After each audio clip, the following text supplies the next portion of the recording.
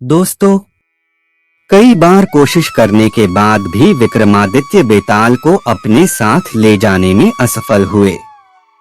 फिर भी उन्होंने हार नहीं मानी और पेड़ के पास जाकर बेताल को पकड़कर अपने कंधे पर बिठाकर ले गए। अब शर्त के अनुसार बेताल ने फिर से कहानी सुनाना शुरू कर दिया और इस बार कहानी थी सबसे बड़ा काम किसने किया।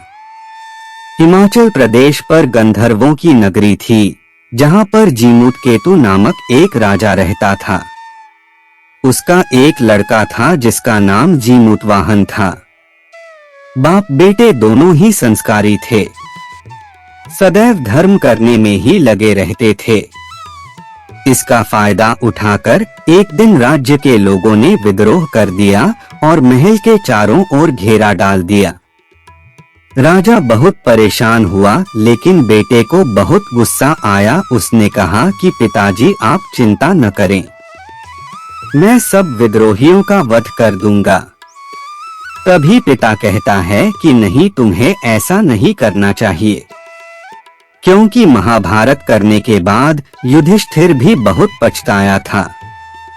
पिता पूरा राज्य और शासन भार अपने लोगों को संभलाकर पर्वत पर जाकर कुटी बनाकर रहने लगा और बेटे जीमूतवाहन को भी साथ ही ले जाता है। वहां जाकर जीमूतवाहन की मित्रता एक ब्राह्मण लड़के से हुई।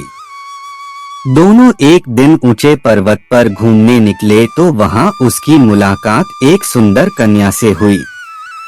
दोनों को एक दूसरे से पहली नजर में ही प्यार हो गया। जब ये बात लड़की के पिता को पता चली तो उसने तुरंत ही बेटी का विवाह जीमूतवाहन के साथ कर दिया। एक बार जीमूतवाहन कहीं जा रहा था कि उसे पहाड़ पर एक सफेद ढेर दिखाई दिया। जब उसने आसपास से पूछा तो पता चला कि एक गरुड़ है जो रोज पाताल से आने वाले सांपों को खाता है और उनकी हड्डियों का ढेर लगाता है। कुछ दूर चला तो उसे किसी के रोने की आवाज सुनाई दी। उसने आवाज ढूंढी तो वहां एक बुढ़िया रो रही थी। उसने पूछा कि माँ, क्यों रो रही हो? बुढ़िया ने कहा कि आज मेरे बेटे शंखचूड़ नाग की बारी है। गरुड़ आएगा और उसे खा जाएगा। जीमूतवाहन कहता है कि आप चिंता न करें, मैं उसकी जगह चला जाऊंगा। बुढ़िया के बहुत मना करने पर भी वह नहीं रुका। गरुड़ आया और जीमूतवाहन को चोंच में पकड़कर ले गया। तभी राजकुमार का बाजूबंद वहां खुलकर गिर पड़ा, जिस पर उसका नाम खुदा हुआ था। उस बाजूबंद पर खून लग गया और तभी राजकुमारी वहां आकर बाजूबंद देखकर मूर्छित हो जाती है।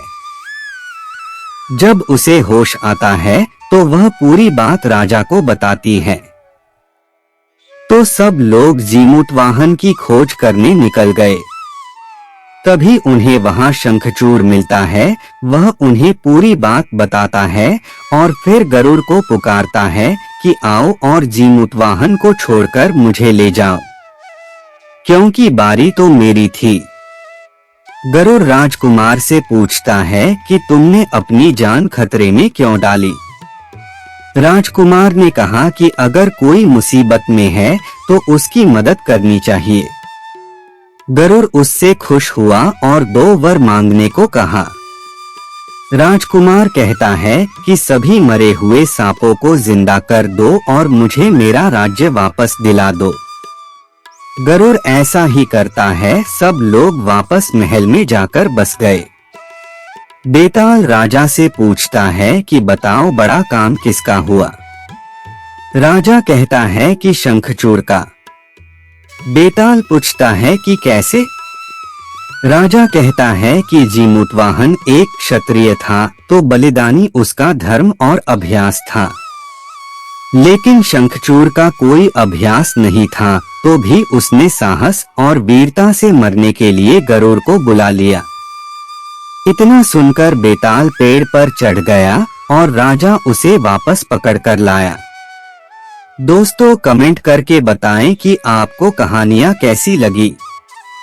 पसंद है तो इसे लाइक और शेयर करें और ऐसी ही मजेदार कहानियां सुनने के लिए चैनल को सब्सक्राइब करना ना भूलें।